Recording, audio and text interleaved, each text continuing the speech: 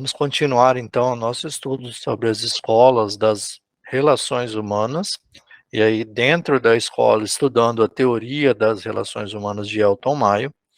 Essa teoria foi desenvolvida a partir de 1940 nos Estados Unidos, resultando de uma experiência de Waldorf, que implicou questionar ou experimentar aquilo que o Taylor havia escrito, né, lá na escola clássica. E eles fizeram várias experiências e perceberam que, na verdade, existia um fator humano.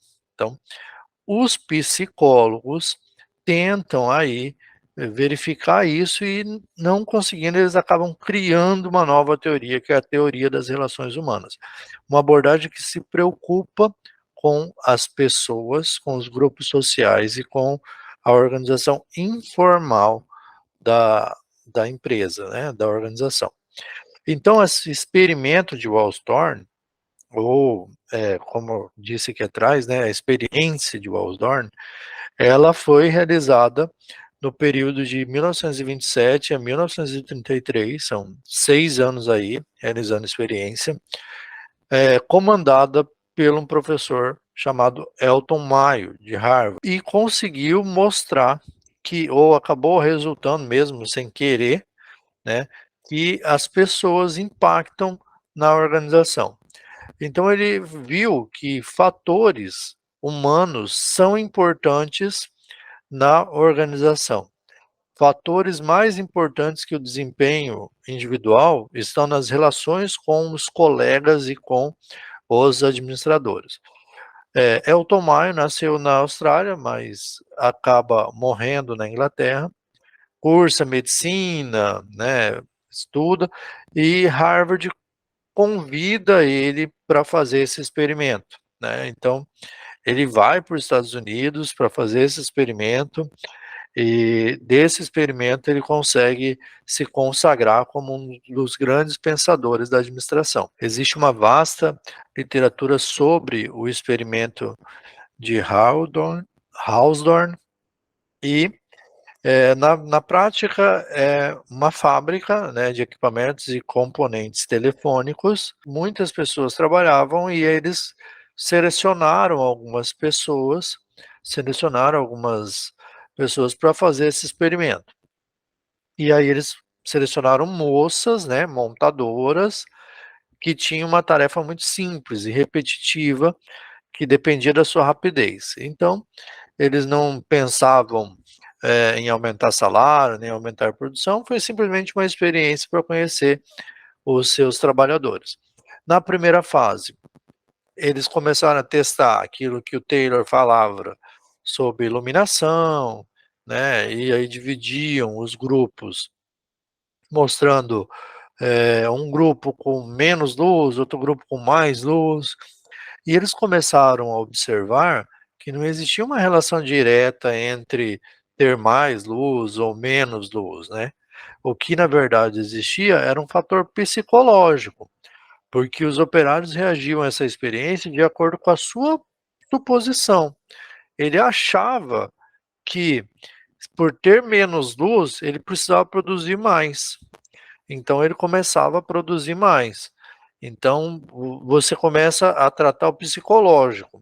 Não só isso, né, mas começou a dar a entender que aquelas pessoas que estavam sendo selecionadas, elas eram especiais, porque elas trabalhavam numa sala à parte, elas estavam sendo observadas, elas tinham uma supervisão diferente do resto da fábrica. Então, eles começaram a comprovar que o fator psicológico, ele preponderava, né, sobre o fator fisiológico, ou seja, as condições psicológicas dos operários afetavam a sua eficiência. Por quê?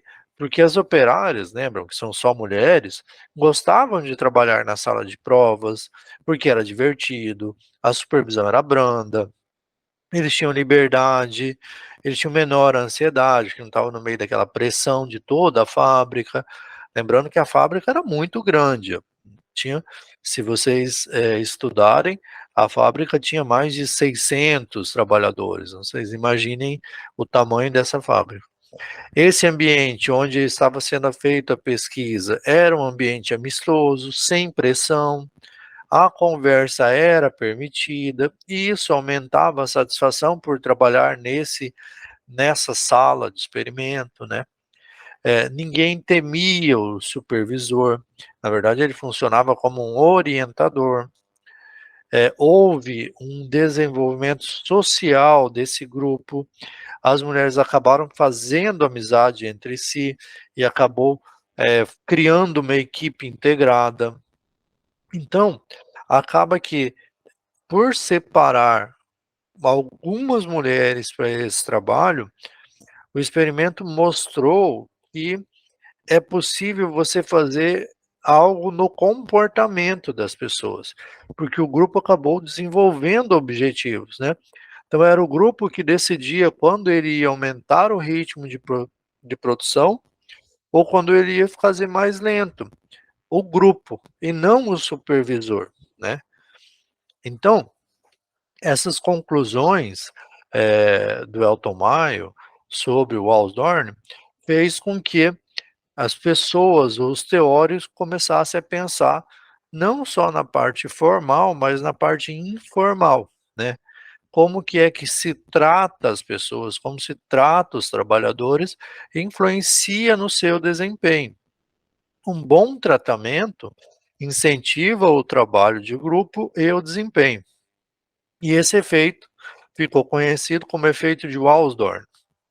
A lealdade ao grupo também conseguiram detectar que quando se faz amizade dentro da organização, esse grupo será leal.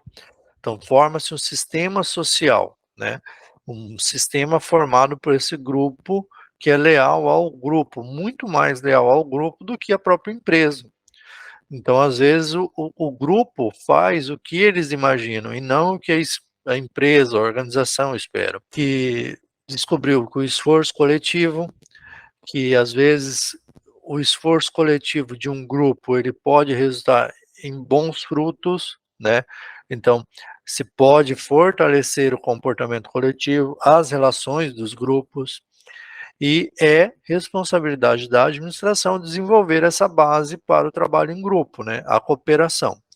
E aí o conceito de autoridade, o supervisor não deve ser um controlador, mas sim um supervisor, né, assim, uma pessoa que está ali como orientador. O conceito de autoridade tem que se basear na cooperação e na coordenação, e não na coerção, não na força. Essa abordagem que humanística com a teoria das relações humanas, do Elton Mayo, ela nasce em 1930, como eu já disse, e tem 2 assuntos básicos, né, uma, adaptação do trabalhador ao trabalho e adaptação do trabalho ao trabalhador. Ó, do trabalhador ao trabalho é quando você vai verificar as características humanas que a tarefa exige. Então, eu, preciso de um ambiente, calmo, tranquilo, silencioso, iluminado para trabalhar. Ok.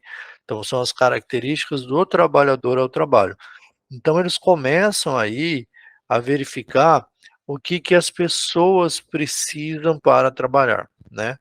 Então, o que que vem muito à tona nessa época e até hoje é trabalhado nas organizações? A seleção de pessoas, a orientação profissional, o treinamento, os métodos de aprendizagem, né, o que que dá mais fadiga, o que que resulta mais fadiga ou acidentes. Também começaram a pensar em adaptação à dor, ou seja, que a organização ela faz para que o trabalhador se sinta à vontade. Então, aqui eles melhoram, ó, aqui a gente vai precisar arrumar aquilo que o Taylor falou lá atrás, né.